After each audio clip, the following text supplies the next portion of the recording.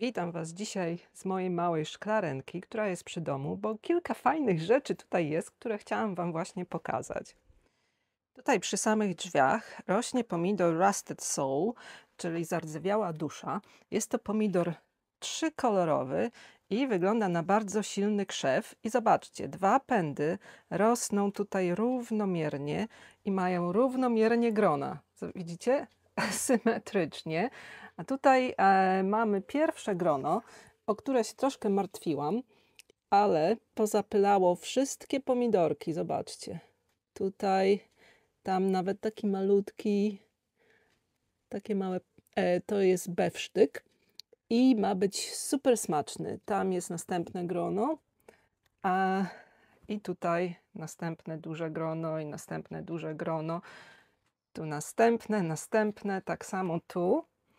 Tu będzie kwiatek staśmiony, bo pąk jest bardzo duży.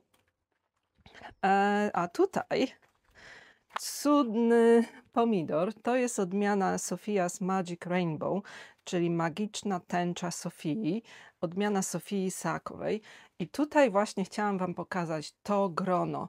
Ono jest po prostu niesamowite. Zobaczcie, ono się zaczyna tu.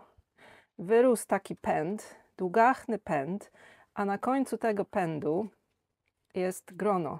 Ale zobaczcie, ile jest na tym gronie kwiatów. No jest po prostu niesamowite i rośnie w sposób całkowicie inny od pomidorów, które ja do tej pory miałam i spotkałam. Zobaczcie, taki patyk i na takim długim patyku rośnie. I tutaj już właśnie się zawiązał jeden. Magiczna tęcza Sofii. I tutaj na końcu tego grona tak wygląda, jakby był pęd. Ale jeszcze jest za malutki, żeby to stwierdzić. I w takim przypadku, jeżeli mamy taki pęd, który rośnie na końcu grona kwiatowego, to po prostu usuwamy. Ale czekam, bo tu jeszcze są pączki. I tak wygląda, jakby tu było z 20 kwiatów. Nie wiem, jak ten pomidor podoła, bo zobaczcie, tutaj ma następny zawiązek grona i na drugim pędzie też i tutaj też, także będzie oblepiony pomidorami. Jak do tej pory jestem super zadowolona z odmian Sofii Isakowej, bo rosną bardzo silnie, wytwarzają dużo kwiatów i nie mogę się doczekać efektu końcowego, to znaczy owoców i jak one będą smakować. Tutaj takie ostatnie niedobitki papryk posadziłam sobie w pojemnikach, no bo przecież nie wrzucę. To jest akurat chyba ożarowska, jak się nie mylę. A tutaj mam wsadzone te dwa ogórki To Everyone's Envy, czyli dla każdego zazdrości. I to są ogórki, wiecie, wschodnie, małe, takie kiszeniaki. I zauważyłam, że ta odmiana ma dwa rodzaje kwiatów. Ma kwiaty męskie, tak jak ten, za którym nie ma zalążka owocu, i ma kwiaty żeńskie. Tak jak na przykład tam na dole jest już zawiązany ogóreczek. Tam. I co ja robię? No, ponieważ są tutaj dwie rośliny, no to obcięłam kilka pędów bocznych, tak jak na przykład to jest pęd boczny, ale tak wygląda, jakby ten ogórek rósł dokładnie tak jak melon i produkował owoce na pędach bocznych. Jeszcze dokładnie tego nie widzę, jak on rośnie. W każdym razie tutaj też jest ogóreczek i to nie jest na pędzie bocznym. Ale w każdym razie widać, że ma rozdzielnopłciowe kwiaty i prawdopodobnie jest zapylany przez pszczoły, więc teraz po prostu zostawiam drzwi otwarte w dzień i w nocy, żeby po prostu owady przyleciały i go pozapylały. Jeżeli nie będzie się zapylał, no to możemy wziąć kwiatek męski i wiecie, połączyć go z kwiatem żeńskim, tak jak to się robi z melonami. I wtedy te kwiatki po prostu będą zapylone i nie będą opadały. Jeżeli kwiatki takie żeńskie, te małe ogóreczki Wam opadają, to prawdopodobnie znaczy, że ogórek nie został zapylony, jak jest taki otwarty i gotowy na zapylenie i zapłodnienie. No i wtedy albo musimy pomóc, albo dopuścić po prostu pszczoły. Tutaj zobaczcie, też jest ogóreczek.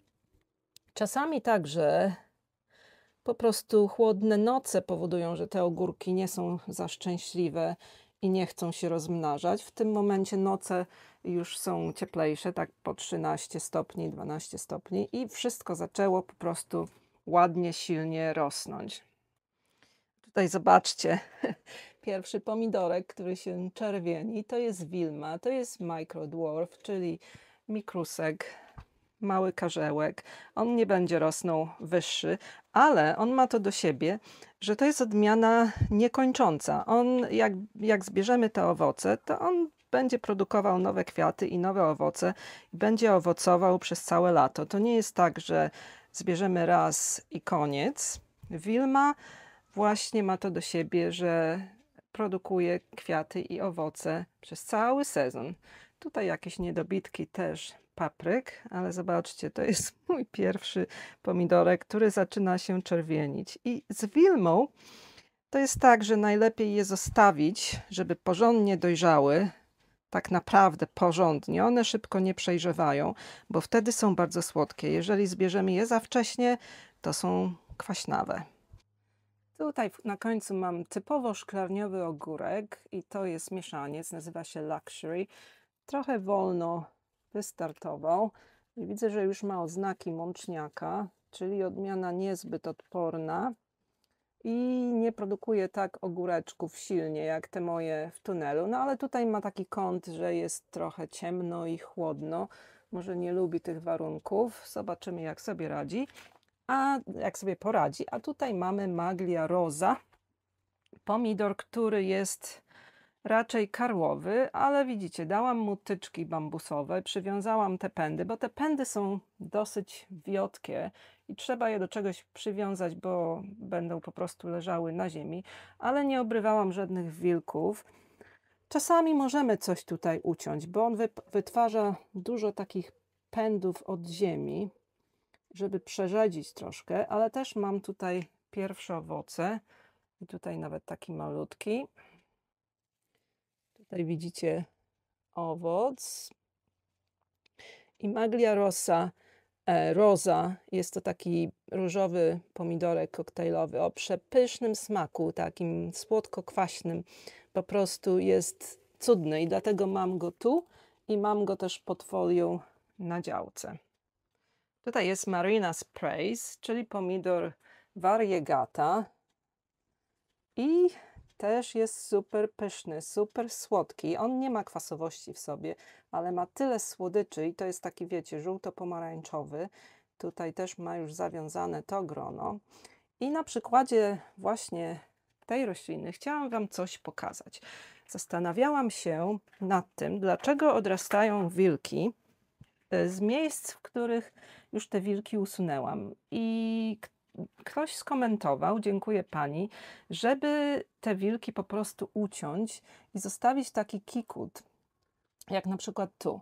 Czyli nie usuwamy całego wilka, wiecie, tutaj, tylko zostawiamy taki kikucik, na przykład jakiś taki centymetr może od tego rozgałęzienia i wtedy te wilki właśnie mają nie odrastać w tym miejscu. Oglądałam też polecany mi kanał austriacki Tomaten Fürsters, coś takiego. I ten pan właśnie dostał taki komentarz na ten temat i powiedział, że nie ma badań naukowych, że po takim obcięciu nie będzie odrastać. No ale zobaczymy, może nikt nie pomyślał, żeby zrobić badanie naukowe na ten temat, a może w praktyce właśnie tak jest, bo wiecie, badania naukowe, ktoś musi za nie zapłacić, a nie ma w tym żadnego zarobku, że ktoś bada, jak rosną wilki w pomidorach prawdopodobnie i dlatego niektórych badań po prostu się nie robi, bo nikt nie ma z tego żadnego zysku. Tutaj mamy następną wilmę, która już też jest pomarańczowa. Lubię te wilmy. Tak wyglądają fajnie. Można sobie postawić jako ozdobę gdzieś na balkonie czy na tarasie. Bardzo fajne. A tutaj mamy paprykę Rosy Cheeks, czyli różowe policzki. No i zobaczcie, nie wiem w sumie jaki ona ma mieć kształt. Taki podłużny, czy taki blokowy, zaokrąglony? Ciężko mi powiedzieć.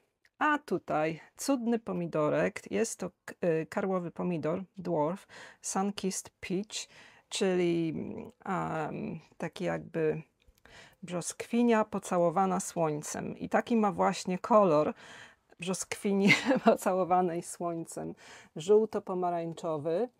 I to jest typowy dwarf. To jest dwarf z Dwarf Tomato Project, czyli z projektu pomidorów karłowych, który był projektem międzynarodowym. I tutaj on nie potrzebuje ani sznurka, ani tyczki, ani palika. Sam się trzyma, ma sztywne łodygi i tutaj nie urywamy żadnych wilków. Pokrój tego pomidora jest bardzo ładny. Jego kolor też jest bardzo ładny, taki widzicie jasno-zielony. On nie ma żadnych niedoborów, on po prostu taki jest. I tutaj mamy już sporo owoców, nawet takich trochę większych. Zobaczcie. Bardzo mi się podoba i muszę w przyszłym roku więcej tych dwarfów uprawiać, bo mam sporo odmian, ale szukam takich, które naprawdę dobrze smakują.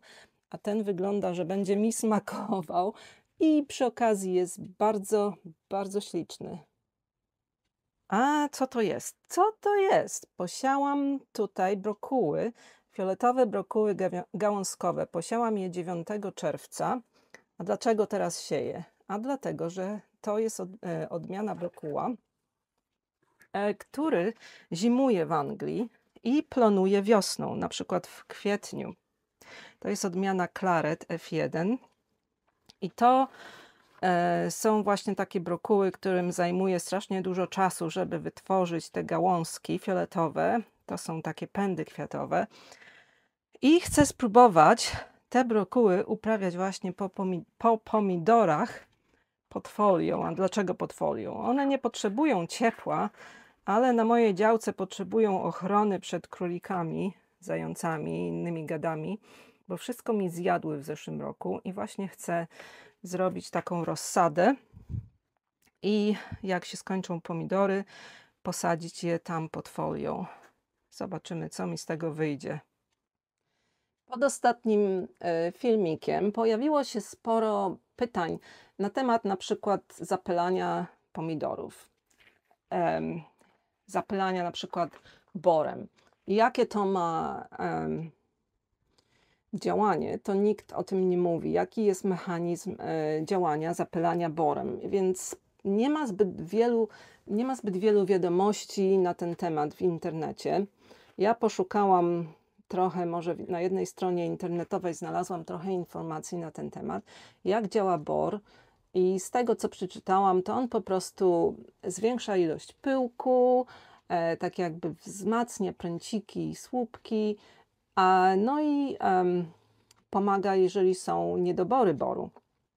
Nie wiem, czy mam niedobory boru, bo nigdy swojej ziemi nie testowałam pod tym względem. Ja raczej dbam o wszystko, co by tam mogło być kompleksowo, nie z przewagą jednego jakiegoś składnika w mojej glebie, także nie wiem, nie widzę żadnych objawów niedoborów, ale jeżeli ktoś z Was ma jakieś wiadomości na temat tego, czy po takim zapyleniu opryskiem, na przykład pylikolem, czy kwasem bornym, boraksem, czy można zachować nasiona? No można, ale czy one kiełkują? Bo są zdania podzielone na ten temat w internecie.